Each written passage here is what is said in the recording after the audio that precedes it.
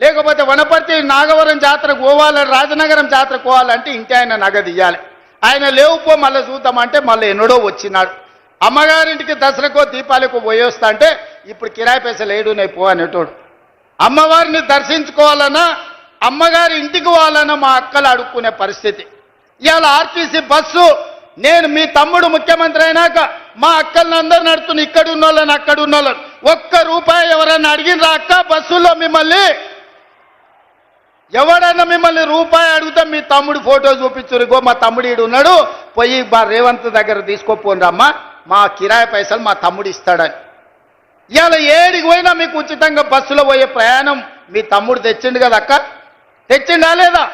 స్వతంత్రం వచ్చినప్పటి నుంచి ఎప్పుడైనా ఆడబిడ్డలు ఆర్టీసీలో ఉచితంగా ప్రయాణం చేసిండ్రా? ఇవాళ మా అక్కలకు ఉచిత ప్రయాణానికి 6,500 కోట్లు ఖర్చు పెట్టిన ఈ 18 నెలల. ఇవాళ బస్సులో ఉచిత ప్రయాణమే కాదు, ఆనాడు ఆర్టీసీకి ప్రైవేటు పెద్ద కంపెనీలు బస్సులు కొని కిరాయికి పెట్టి కోట్ల రూపాయలు వాళ్ళు సంపాదించుకుంటారు. అరే నీ అమ్మ ఇట్లా కూడా సంపాదించుకునేది ఎందుకని ఇవాళ 1000 బస్సులు మా సంఘాలకు కొనిచ్చి ఆర్టీసీ కిరాయికి పెట్టినాం. మా అక్కలందరూ ఇవాళ 1000 బస్సులకు యజమానులైనరు.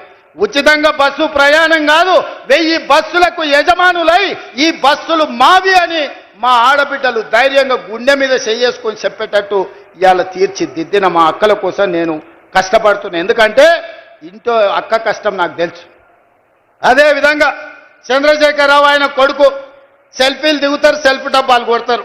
ఏడా కాంగ్రెస్ కట్టిన శిల్పారామం దగ్గర ఐటీ కంపెనీలు తెచ్చినా భూములు ఇచ్చినా అంటాడు. నువ్వు ఐటీ కంపెనీలు తెచ్చి భూములు ఇచ్చినవో లేదో కానీ మా ఇందిరా మహిళా శక్తికి 100 కోట్ల రూపాయల భూమి హైటెక్ సిటీ పక్కన శిల్పారామాన్ని ఆనుకొని ఎకరాల కొద్ది భూమి ఇచ్చి 150 షాపులు తెరిపించి గ్రామాలల్లా తండాలల్లా గూడాలల్లా మా ఆడబిడ్డలు తయారు చేసిన వస్తువులు తిను బండారాలు ఇవాళ శిల్పారామం పక్కన ఈరోజు ప్రదర్శన పెట్టి ప్రపంచంతోనే మా ఆడబిడ్డలు పోటీ పడుతున్నారు.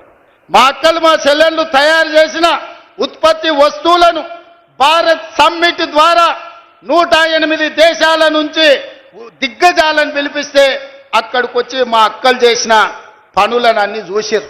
ఇదే కాదు మొన్న జరిగిన ప్రపంచ సుందరి పోటీలు జరిగినాయి.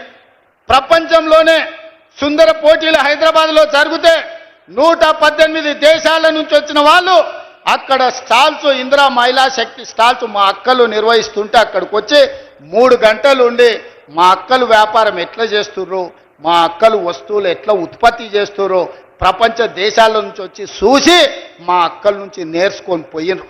ఎన్నడన్నా చంద్రశేఖరరావు నువ్వు ఆలోచన చేసినవా? నీ బిడ్డకు బంజారాహిల్స్లో బంగ్లా కట్టాలనుకున్నావు, నీ కొడుకు జన్వాడలో ఫామ్ హౌస్ కట్టియాలనుకున్నావు, కానీ మా ఆడబిడ్డలకు హైటెక్ సిటీ పక్కన వ్యాపారం చేసుకోవడానికి నువ్వు ఏదైనా ఒక గుంట భూమి అయినా ఒక గజం భూమి అయినా ఇవ్వాలనుకున్నావా? 3.5 ఎకరాలు నేను 100 కోట్ల రూపాయల భూమి మా అక్కలకిచ్చి 150 షాపులు కట్టి వాళ్ళు ఉత్పత్తి చేసే వస్తువులను అక్కడ ప్రపంచ దేశాలకు ఎగుమతి చేసే విధంగా ఇవాళ మా అక్కలను తీర్చిదిద్దే ప్రయత్నం చేస్తున్నా. అందుకే నేను చెప్పిన నా జీవిత లక్ష్యం 2035 నాటికి దేశంలో మన తెలంగాణ $1 ట్రిలియన్ ఎకానమీ చెయ్యాలంటే మా 1 కోటి మంది ఆడబిడ్డలు కోటీశ్వర్లు కావాలని ఒక లక్ష్యంగా పనిచేస్తున్నా. ఇవాళ 67 లక్షల మందిని కాదు 1 కోటి మంది ఆడబిడ్డల్ని సంఘాలలో చేరండి, 1 కోటి మంది ఆడబిడ్డల్ని 10 ఏళ్ల కోటీశ్వరులను చేసి మీరు కోటీశ్వరులమని గర్వంగా చెప్పుకోవడానికి ఇవాళ ప్రణాళికలు వేసి ప్రజాపాలనలో ఇందిరమ్మ రాజ్యంలో ఇవాళ మా అక్కలను కోటీశ్వరులను చేయాలని నేను చూస్తున్నా.